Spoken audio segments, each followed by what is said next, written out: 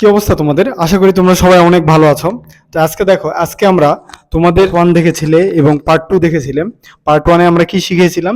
Part ওয়ানে আমরা একবারে ত্রিকোণমিতির বেসিক লেভেলের ধারণা দিয়েছিলাম এবং পার্ট টু এ সূত্রগুলো আসলে ত্রিকোণমিতিতে কিভাবে এসেছিল দেখিয়েছিলাম। তো দেখো, আজকে পার্ট তিনে আমরা মূল বইয়ের যেসব অঙ্ক আছে সেসব অঙ্ক থেকে আমরা শুরু করব। তাহলে পার্ট থ্রিতে আমরা আজকে এই 6 নাম্বার, অর্থাৎ তোমরা তোমরা যারা নতুন বই পেয়েছো, নতুন বইয়ের হয়তো নাম্বারটা চেঞ্জ হতে পারে কিন্তু অঙ্ক একই থাকবে। সেক্ষেত্রে তোমরা অঙ্কটা একটু মিলে নিবা। আমরা আজকে পুরান বই থেকে, অর্থাৎ এটা 2000, যারা এবার এসএসসি 27 সাল আছো তাদের জন্য অঙ্কটা ঠিক থাকবে। তাহলে 6-এর আজকে আমরা ক খ গ এই 3টা অঙ্ক করব। তাহলে তোমরা আগের ক্লাসগুলো যারা করে করে আসনি, অর্থাৎ পার্ট ওয়ান আর পার্ট টু যারা করনি, তারা অবশ্যই পার্ট ওয়ান আর পার্ট টু করে আসবে। কেন করে আসবে? কারণ হচ্ছে পার্ট ওয়ানে আমরা বেসিক ধারণা দিয়েছি এবং পার্ট টু আমরা সূত্রগুলো দেখিয়েছিলাম। পার্ট টু এর যদি সূত্রগুলো তোমরা না পারো, তাহলে পার্ট তিনের যে অঙ্কগুলো আমরা এখন পরের পার্টগুলোতে আমরা বইয়ের সব অঙ্কগুলো বুঝাবো এবং কোন অঙ্কগুলো পরীক্ষা আসে এটাও আমি বলে দিব। তো চলো শুরু করা যাক। এর ক নাম্বার কি বলা আছে? যে 1/sec² ক নাম্বারে 6-এর কতে 1/sec² প্লাস 1/cosec² ইকুয়াল 1। অর্থাৎ বাম পক্ষ থেকে আমার ডান পক্ষ প্রমাণ করতে হবে। তো 6-এর ক নাম্বার আমরা তুলে নেই। 6-এর ক কি দেওয়া আছে? বাম পক্ষে LHS 1/sec² প্লাস 1/cosec²। তাহলে 1/sec², 1/sec এর সূত্র কি? আমরা সূত্র দেখে আসছি। 1/ আমরা cos থিটার সূত্র দেখে আসছি না? cos থিটা ইকুয়াল কি 1/sec থিটা। তাহলে 1/sec থিটার মান কত দাঁড়াচ্ছে? cos theta. তাহলে 1/sec থিটার মান কত দাঁড়াচ্ছে? তাহলে 1/sec থিটার মান দাঁড়াচ্ছে cos থিটা। তাহলে 1/sec থিটার বদলে আমি cos থিটা লিখতে পারি। তাহলে এখানে থিটার জায়গায় শুধু আমার কোণের জায়গায় এ বসছে। কোণটা তুমি যে কোনো কোণ ধরতে পারো, সেক্ষেত্রে আমি এখানে কি লিখবো? এ লিখে দিতে পারি। তাহলে এখানে যা থাকবে এখানেও তাই থাকবে, এটা কোণ। তাহলে cos a equal 1/sec a। তাহলে 1/sec এর মান কত? cos a। এখন যেহেতু এখানে স্কোয়ার আছে, তাই আমরা এখানে একটা স্কোয়ার দিতে পারি। এখানে স্কোয়ার, এখানে স্কোয়ার। তাহলে 1/sec² এর মান কত? cos²। তাহলে 1/sec² এর মান কত? cos² a। অনুরূপভাবে 1/cosec² আছে। 1/cosec কার সূত্র? আমরা কতদিন দেখে আসছি, sin a equal 1/cosec a।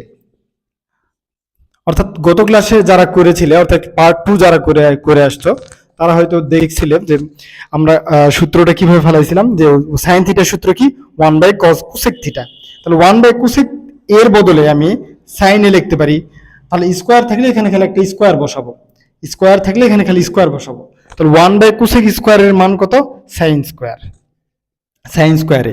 তাহলে আমরা আরেকটা সূত্রের ফর্মে চলে আসছে। দেখো, স্কোয়ারের সূত্র, স্কোয়ারের প্রথম সূত্রটা তোমাদের দেখাইছিলাম যে sin² a, ওখানে ছিল theta, sin² theta plus cos² theta equal 1। তাহলে sin² থিটা প্লাস cos² থিটার মান কত? 1 দাঁড়াচ্ছে না? তাহলে এটাই তো এখানে লেখা আছে, sin² a plus cos² a এর মান কত দাঁড়াবে? 1। তাহলে দেখো, আমরা বাম পক্ষ থেকে ডান পক্ষ প্রমাণ করে ফেলছি। তাহলে বাম পক্ষ ছিল, এটা ডান পক্ষ, অতএব আর এইচ এস। তাহলে left hand side equal right hand side. তাহলে তোমরা যারা বুঝেছো তারা তুলে নাও অঙ্কটা। এবার দেখো, আমরা পরের অঙ্ক চলে যাব, অর্থাৎ 6-এর খ নাম্বার অঙ্কটা দেখি। তো এবার 6-এর খ নাম্বারটা আমরা করব। 6-এর খ নাম্বারটা কি বলছে দেখো দেখি। 1/cos² a minus 1/cot² a equal কত দিয়ে আছে? অর্থাৎ বাম পক্ষ সমান আমার ডান পক্ষ প্রমাণ করতে হবে। আমি আবার আগের মতো করে, তাহলে খ নাম্বার কি করব? বাম পক্ষ লিখে নিব, বাম পক্ষ। তাহলে বাম পক্ষে কি দেওয়া আছে? 1/cos² a minus 1/cot² a।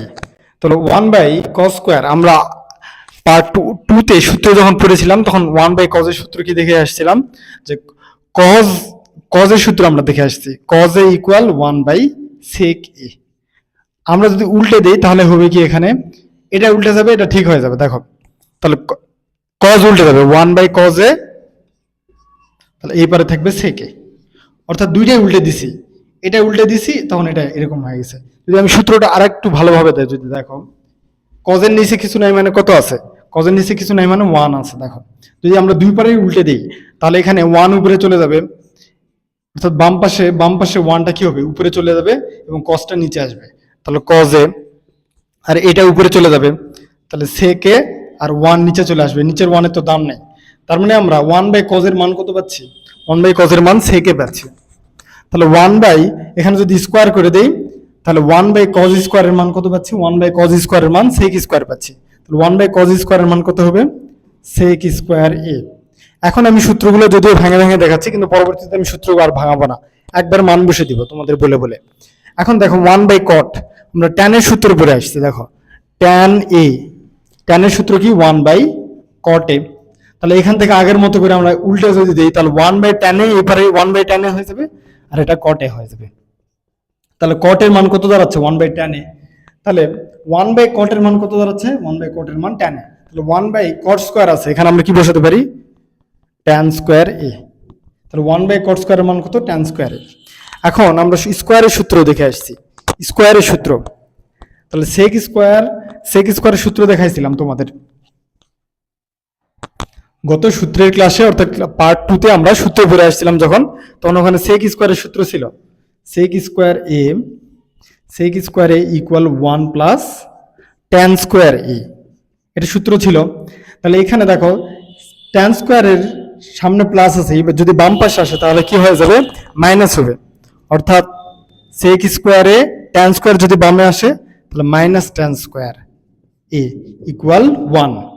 তাহলে sec square minus tan square A equal 1। তাহলে এর মান কত দাঁড়াচ্ছে, 1 ইকুয়াল ডান পক্ষ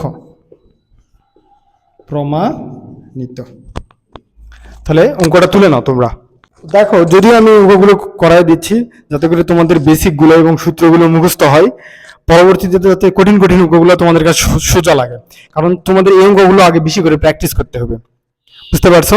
পরবর্তীতে আমরা সব অঙ্ক আর করাবো না, আমরা মেন অঙ্কগুলো শুধু যেগুলো গুরুত্বপূর্ণ অঙ্ক সেই অঙ্কগুলো শুধু করে দেবো তোমাদের, এবং বাকি অঙ্কগুলো তোমাদের নিজে নিজে করতে হবে। দেখো পরবর্তী গ নাম্বার অঙ্কটা দেখো, 6 গ।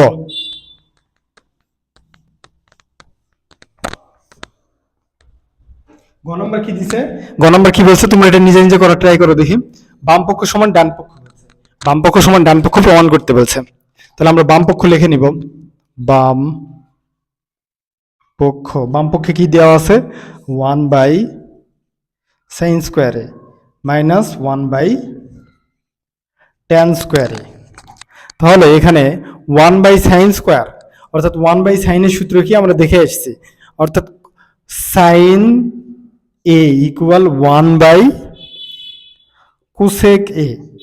তাহলে আমার 1/, যেহেতু সাইন আছে আমাকে সাইনে কি করতে হবে, 1/, করতে হবে। তাহলে এই পারেরটা 1/, হয়ে যাবে আর এই পারেরটা ঠিক হয়ে যাবে। দেখো 1/sin a আর এই পারেরটা 1 বিপরীতে থাকবে না, এটা তখন শুধু cosec a হয়ে যাবে। তাহলে 1/sin এর মান কি পাচ্ছি, cosec a। তাহলে 1/sin স্কয়ার, এখানে একটা খালি স্কয়ার বসাবো, স্কয়ারটা কোথায় বসতেছে, দেখো এখানে আমার দুটো অংশ আছে, যখন আমি সাইন থিটা লিখতেছি, অর্থাৎ থিটার জায়গায় কোণের জায়গায় যে কোনো কিছু বুঝতে পারে। প্রথমটা হচ্ছে অনুপাত বলে, এটাকে বলা হয় ত্রিকোণমিতিক অনুপাত, আর এটাকে বলে ত্রিকোণমিতিক কোণ। তো সব সময় স্কয়ার কিন্তু ত্রিকোণমিতিক অনুপাতের উপরে বসে। এই স্কয়ার বা 3 বা কিউব বা 5 পাওয়ার যতই হোক, এটা কার উপরে বসবে, ত্রিকোণমিতিক অনুপাতের উপরে বসবে, সেটা বসাচ্ছি। তাহলে 1/sin স্কয়ারের মান কত হচ্ছে, cosec স্কয়ার।